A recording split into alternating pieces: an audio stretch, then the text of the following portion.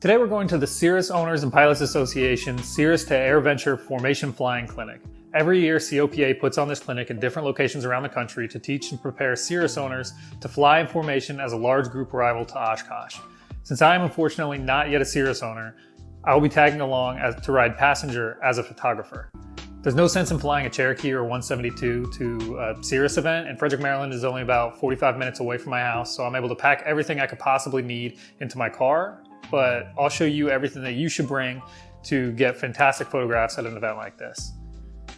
I have a tendency to overpack, but having done this last year, I can confidently say that the less time you spend fiddling with equipment, the more time you have to snap photos. Last year, I got some of my favorite photos of all time, so this year I'm bringing the exact same setup. First and foremost, I'll be taking all of my photos with the A7 III. I know this camera is a few years old now, but it has never let me down. Do not let YouTube reviewers make you think that you have to spend a ton of money and upgrade when the gear you have already works.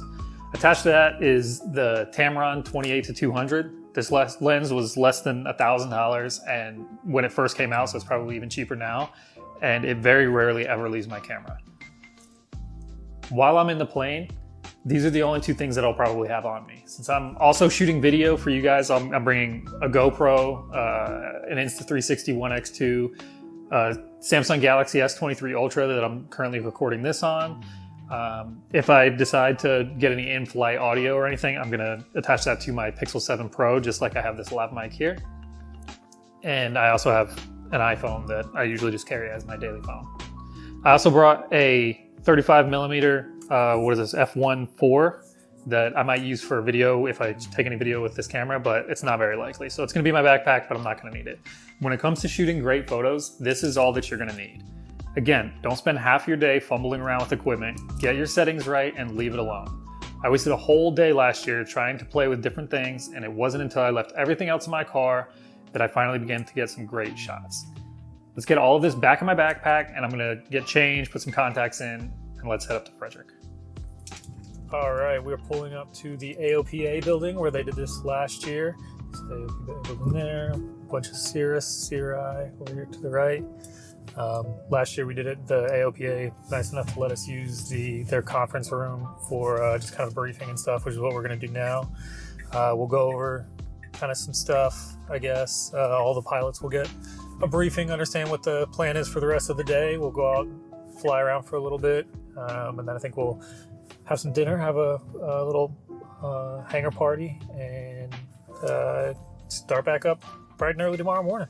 Hopefully I got some room to park over here so I can fit between some of these folks. I'll make it work. So each day starts with a briefing. You know, they go over the weather, everything that's going on, you know, just standard aviation wise, but also we'll talk about what the actual plan is once we go outside and start flying. We'll figure out who is going to be in what position in the flight, who plays what role, who's the lead is. You can see here, the safety pilots are in the red shirts, the students are in just regular clothes, whatever. But they're going through walking what the actual formation is going to be. So each plane, they're pretending that they're in their plane and they're moving along exactly as they're going to do once we're flying. So this is the first plane I was gonna hop in. So I hop in that plane, beautiful brand new interior on this SR22, and we headed out. This video is actually on the way back, but I'll add in the photos of this formation. The clouds this day were absolutely perfect. It looks, great. You know, you can see there's a ton of visibility, and the colors, everything worked out really well on day one. It wasn't too sunny.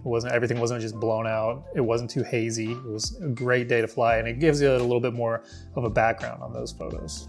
All right, good morning. It is day 2 of the COPA to Airventure Formation Flying Clinic. Like I said, it goes Friday, Saturday, Sunday, half day Friday, full day Saturday, half day Sunday. Yesterday we flew for I think about an hour. I was there for maybe 4 or 4.5 hours.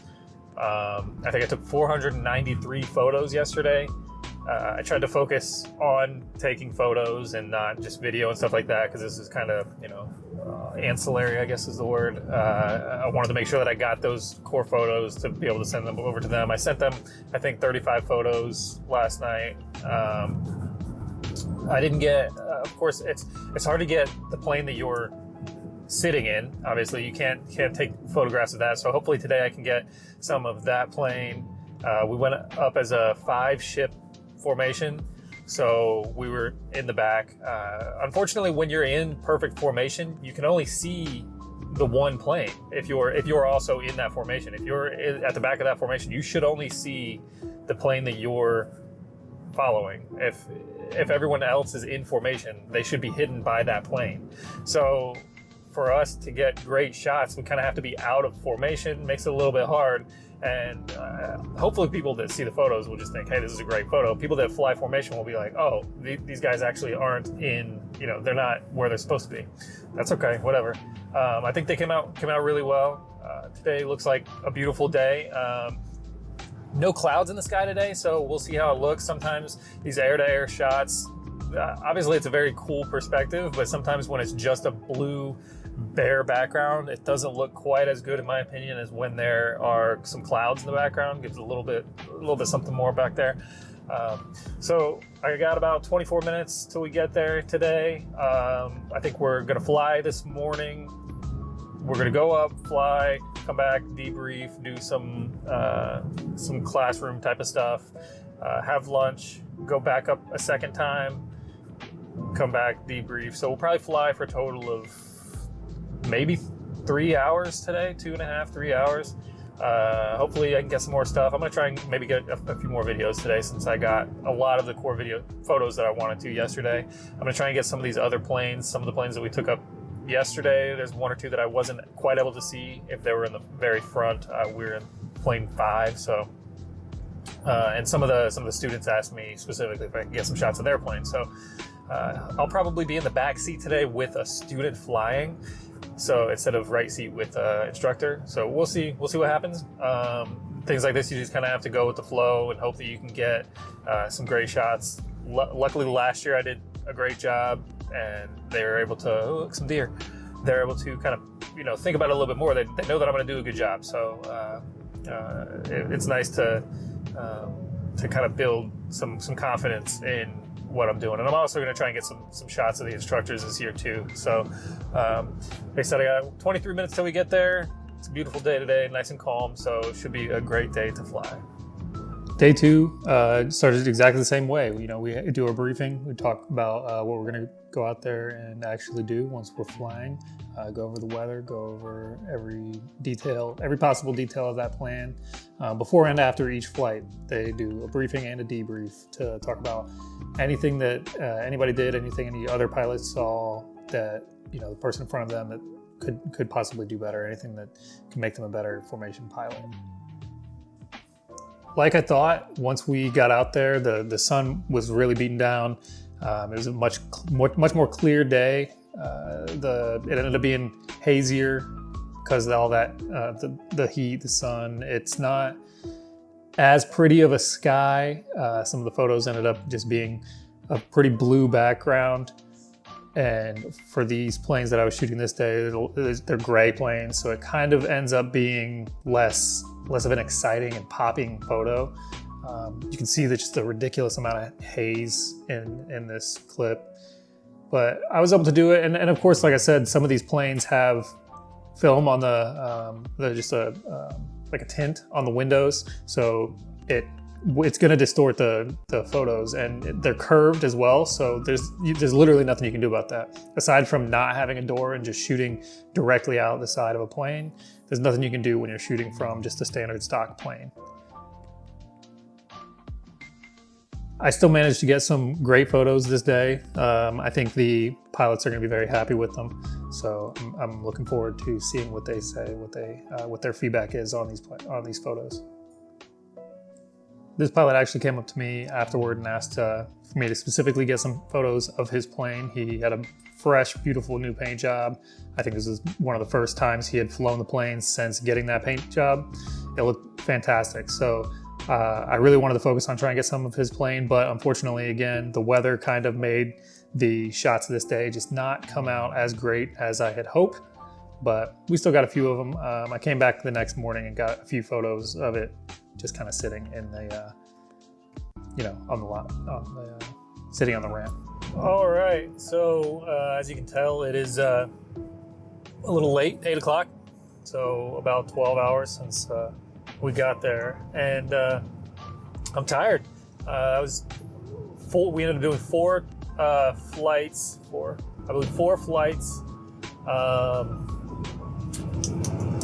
The first one, good, got a decent amount of photos. Second one, okay, some photos. Third one was a little rough, a little more turbulent, so you're bouncing around. You got to keep the shutter speed low enough to smooth out the prop, right? So that's kind of set. There's no getting around that, obviously.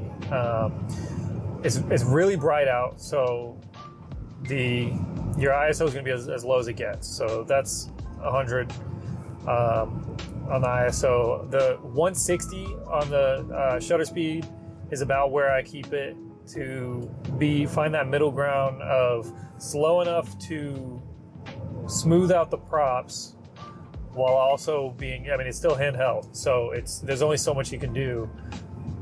When you're bouncing up and down, it's hard. So if we're smooth in the photo plane and the person off our wing if they're turbulent, they're bouncing up and down, it's just as bad as if I'm bouncing up and down. So you kind of got to spray and pray and hope that you get something that's smooth and something usable. That's why I end up shooting 600 photos today. I don't know how many I'm at. I'll see when I get home. I didn't even look. I looked through some of them. I think I got at least a good shot of each person's plane. So 3 just kind of standard flights, and then a 4th one we had a full planned six plane just photo and video shoot,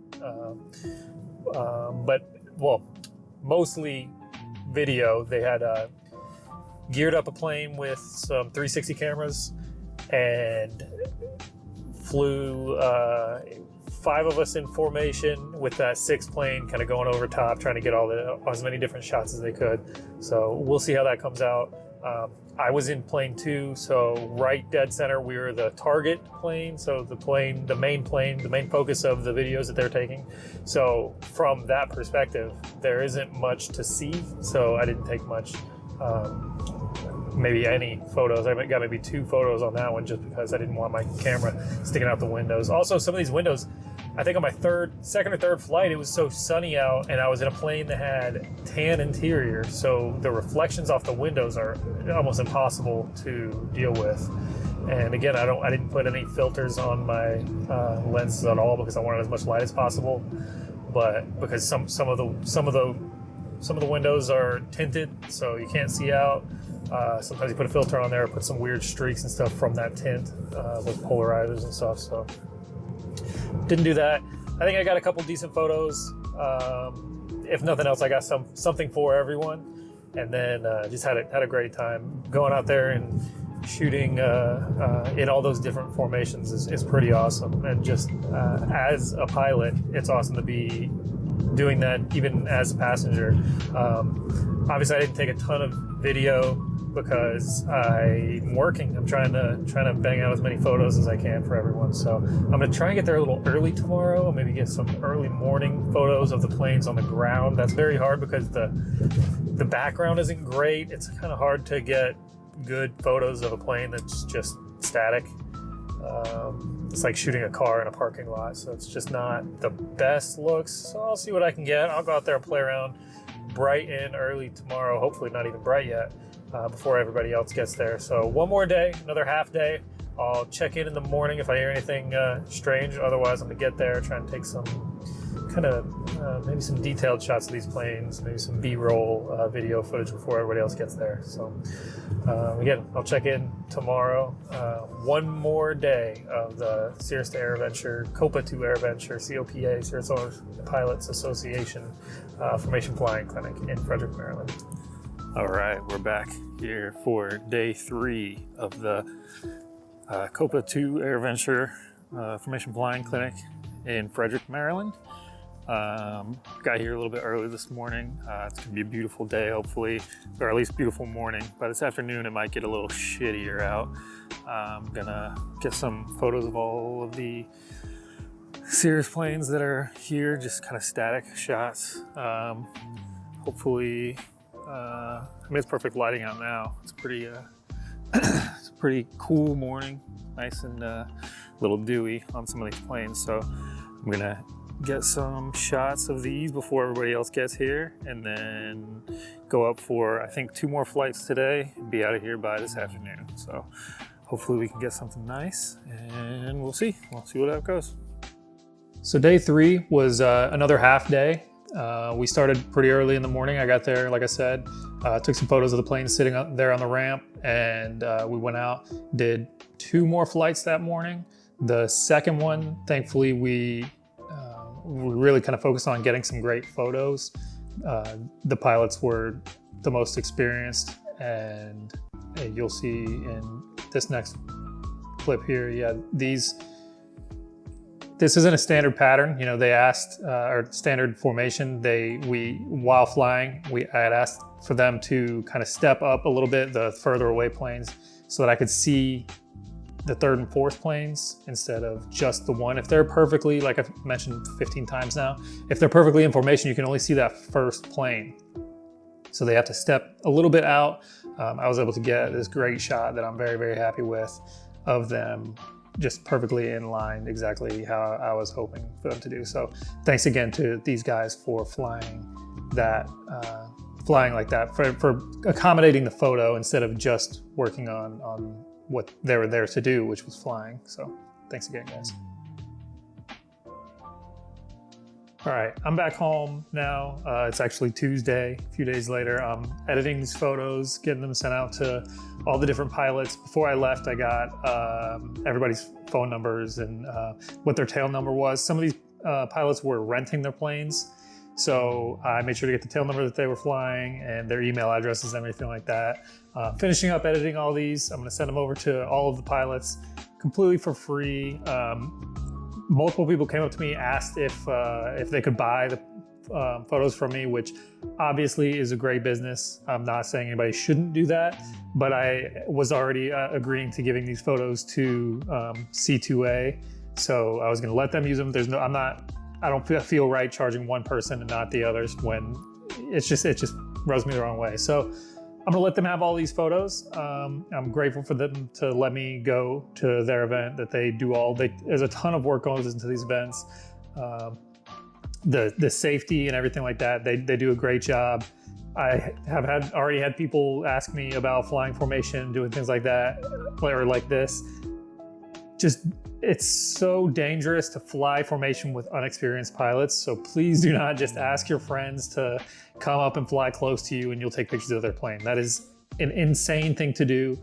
The amount of safety efforts that they put into this is just another world. So I had a great time. Again, I encourage everybody, if they have the opportunity to go do something like this, reach out to these guys. Maybe they'll let you fly along with them, and maybe watch one of my other videos on how I edit these photos. And I hope you were able to see that you don't have to buy ridiculous amounts of equipment to get great shots of, aerial shots like this. You don't have to spend a ton of money to have the top of the line things and your pictures are magically going to be 1,000 times better. It just doesn't work like that.